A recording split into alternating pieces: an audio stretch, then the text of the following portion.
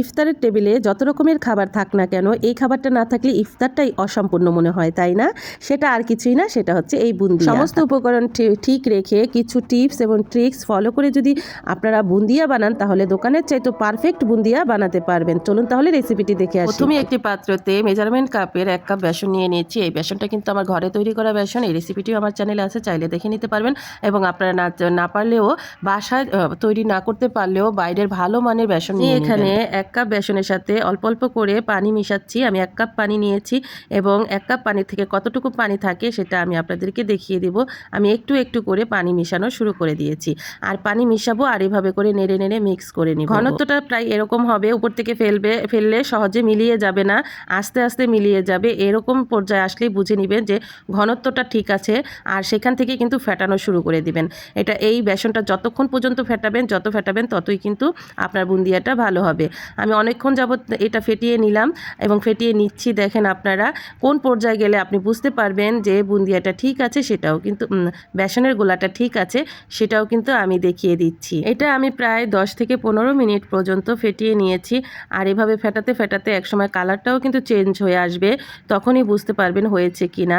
আমি একটু স্লো করে দিয়ে আপনাদেরকে দেখাচ্ছি। দেখেন পানিতে যখন এভাবে 1 ফোঁটা বেসনের গোলা ছাড়বেন, তখন গোলাটা ভেসে উঠবে সাথে সাথে, তখনই বুঝে নেবেন যে আপনার গোলাটা একেবারে পারফেক্ট হয়েছে।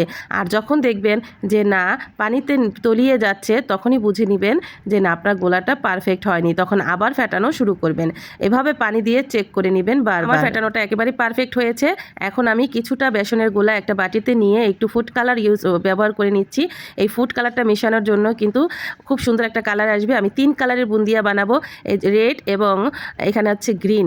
তো 2টা কালারই আমার ঘরে ছিল, আর যেই কালারটা বেসনের কালার ওইটাই থাকবে। এই মোট 3 কালারের বুন্দিয়া আজকে আমি বানাবো, তাই একটু একটু করে বেসন নিয়ে কালারগুলো মিশিয়ে নিলাম। আপনারা যে কোনো কালারই কিন্তু ইউজ করতে পারবেন, কোনো সমস্যা নেই। একটা কড়াইতে এখন কড়াই বসিয়েছি চুলায়, আর সেই কড়াইতে তেল দিয়ে নিয়েছি। কড়াইটা এরকম তলাযুক্ত কড়াই হবে, যে নিচে থাকবে গোল, উপরে ছড়ানো। এরকম একটা কড়াই হলে কিন্তু বেশ ভালো হয় বুন্দিয়া, আর নিচের থেকে গোল হয়ে উঠে আসে। আর এখানে আছে দেখেন একটা ছিদ্রযুক্ত চামিচ। এই চামচটা কিন্তু আমাদের সবার ঘরেই আছে।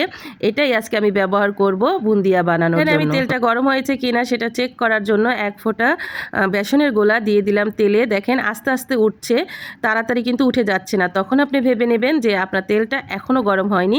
তেলটা গরম হওয়া পর্যন্ত অপেক্ষা করে তাপমাত্রা মাঝারি সাইজে রেখে আমি কিন্তু বুন্দিয়াগুলো ছেড়ে দিব। তখন চুলার আঁচটা একেবারেই কমিয়ে দিব। যখন দেখব টুপ করে দেওয়ার সাথে সাথেই বেসনটা উঠে যাচ্ছে, তখনই বুঝে নেবেন যে আপনার তেলটা গরম হয়ে গিয়েছে। অবশ্যই চুলার আঁচের দিকে খেয়াল রাখবেন, মিডিয়াম টু লো হিটে রাখবেন, যাতে বুন্দিয়াগুলো পুড়ে না যায়। উপর থেকে বুন্দিয়া পড়ার সাথে সাথে কিন্তু কিছুটা হয় আবার কিছুটা পুড়ে যায়, এজন্য এইদিকে লক্ষ্য রাখবেন তাপমাত্রা। আমার তেলটা গরম হওয়ার পরেই কিন্তু আমি বেসনের গোলাটা চামিচের উপরে ছেড়ে দিয়েছি, আর হালকা একটু উপরেই কিন্তু চামিচটা ধরে রেখেছি। চামিচটা নড়াচড়া করা যাবে না, নাড়াচাড়া করলে কিন্তু বুন্দিয়াগুলো লম্বা হয়ে যাবে, চ্যাপটা হয়ে যাবে। এই জন্য হাতটা একেবারেই স্থিরভাবে রেখেছি। আর টপ টপ করে বেসনের গোলাগুলো পড়ছে আর গোল গোল করে ফুলে উপর দিকে উঠে যাচ্ছে। এভাবেই কিন্তু প্রতিবার আপনারা দিয়ে নেবেন। আর প্রতিবার চামচটা ব্যবহার করার টাইমেই কিন্তু আপনার চামচটা ভালো করে ধুয়ে একটু শুকনা ন্যাকড়া দিয়ে মুছে বা টিস্যু দিয়ে মুছে আবার ইউজ করবেন। এখন সুন্দর করে একটু বাদামি রং করে ভেজে নিব। আর ভাজাটা কিন্তু দেখেই বুঝতে পারবেন, বেশি ভাজবেন না। বেশি ভাজলে কিন্তু এটা যখন নামাবেন তখন কিন্তু এটার কালার আবার অন্য কালার চলে আসবে, আস্তে আস্তে কালারটা চলে আসে। এজন্য বেশি ভাজা যাবে না, বেশি ভাজলে কিন্তু আবার একটা কালারটা নষ্ট হয়ে যাবে, পোড়া পোড়া একটা কালার চলে আসবে। এই পর্যায়ে কিন্তু আপনি বুন্দিয়াগুলো উঠিয়ে নেবেন। আমি একে একে সব কালারের বুন্দিয়াগুলো ভেজে নিব, আর আপনারাও ভিডিওটা কন্টিনিউ করেন। আর এই টিপস ফলো করে যদি আপনারা এভাবে বুন্দিয়া বানান, তাহলে আশা করছি বুন্দিয়াগুলো হবে গোল এবং খেতেও কিন্তু খুব স্বাদ হবে। আজকে টিপস এবং ট্রিক্স পুরো ভিডিওটি দেখে ফলো করে আপনারাও বাসায় বানিয়ে নিতে পারেন দোকানের চাইতে পারফেক্ট এবং দোকানের চাইতে সুস্বাদু বুন্দিয়া, যেটা কিনা ইফতারের টেবিলে না থাকলে ইফতারটাই অসম্পূর্ণ মনে হয়। আমি 3 কালারের বুন্দিয়াই কিন্তু একে একে ভেজে নিচ্ছি।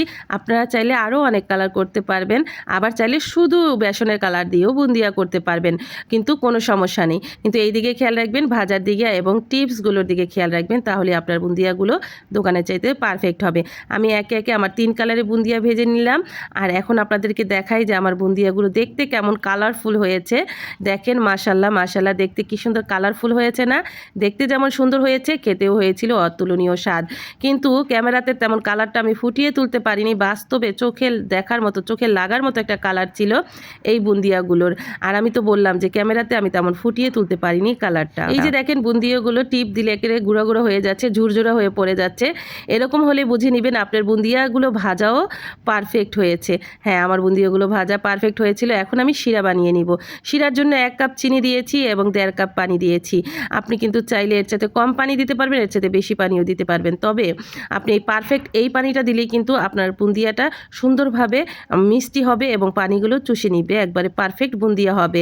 এখানে আমি নিয়ে নিলাম ঘ্রাণের জন্য গোলাপ জল।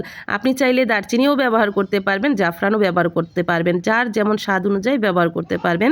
আমি কিন্তু এখানে গোলাপ জল ইউজ করেছি, সামান্য 2 ফোঁটা গোলাপ জল দিয়েছি ঘ্রাণের জন্য। পানিটা ফুটে ওঠার পরেই কিন্তু আমি চুলাটা অফ করে দিয়ে তারপরে বুন্দিয়াগুলো ঢেলে দিয়েছি। ঢেলে দিয়ে ভালো করে নেড়েচেড়ে ঢেকে দেবো। ঢেকে দেওয়ার 10-15 মিনিট পরে এসে আবার একটু নাড়াচাড়া করে নিয়ে ঢেকে রেখে দেব। তারপরে দেখব যে পরে এসে আবার নেড়েচেড়ে দিব। তো একবার নাড়াচাড়া করলেই কিন্তু উপরের বুন্দিয়াগুলো আবার নিচে চলে যাবে, রসগুলো খেয়ে টইটুম্বর হয়ে যাবে বুন্দিয়াগুলো। আর এই যে দেখেন আমার বুন্দিয়াগুলো সব রস টেনে নিয়ে একেবারে রসে টইটুম্বর হয়ে গিয়েছে।